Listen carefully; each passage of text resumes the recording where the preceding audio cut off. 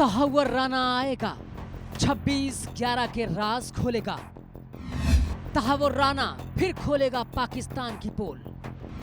तहव्वुर के खुलासे से आईएसआई होगी बेनकाब। 166 बेगुनाहों का कातिल अब नहीं बचेगा।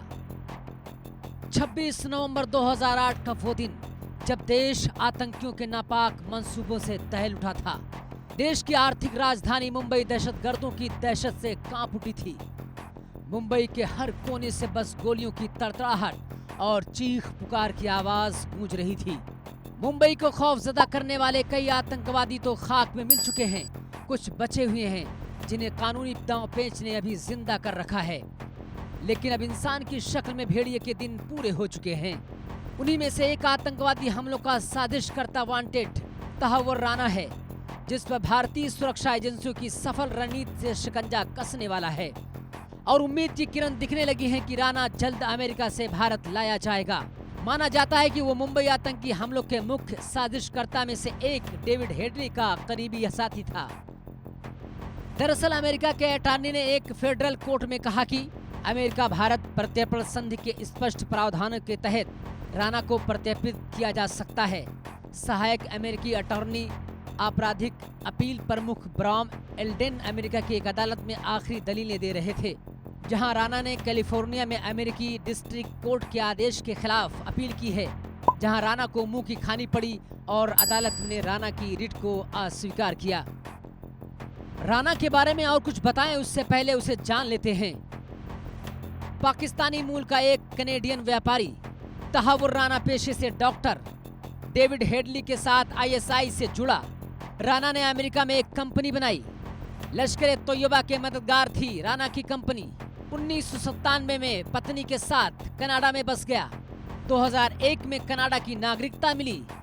हेडली के साथ मिलकर मुंबई हमले की साजिश रची। 2009 में शिकागो में गिरफ्तार हुआ। 2020 में भारत ने अमेरिका से अस्थायी गिरफ्तारी की मांग की। 2023 में अमेरिका कोर्ट ने प्रत्यर्पण की मंजूरी दी। अब आइए आपको बताते हैं कि 26/11 में तहव्वुर राना कैसे शामिल हुआ। आतंकी हेडली के बचपन का दोस्त है। लश्कर और हेडली की प्लानिंग जानता था। टेरर मीटिंग की एक एक डिटेल मालूम थी। हेडली को दिए गए टारगेट की जानकारी थी। 26/11 की साजिश में खुद शामिल रहा राना। फिलहाल मुंबई के कई गुनहगारों पर शिकंजा कसा हुआ है, तो कुछ आतंकी अभी फरार हैं। 2011 में एनआईए ने 9 लोगों के खिलाफ चार्जशीट दायर की। उनमें से तहव्वुर राना, हेडली, हाफिज सईद, जकीउर रहमान लखवी, इलियास कश्मीरी शामिल हैं। पाकिस्तान सेना के कई अधिकारियों के खिलाफ भी आरोप। मुंबई हमले की साजिश रचने और उसे अंजाम देने का आरोप। 2014 में दिल्ली की सेशन कोर्ट ने गैर जमानत वारंट जारी किया। सेशन कोर्ट ने 9 लोगों के खिलाफ गैर जमानत वारंट जारी किया। 9 लोगों को एनआईए ने फरार के तौर पर सूचीबद्ध किया।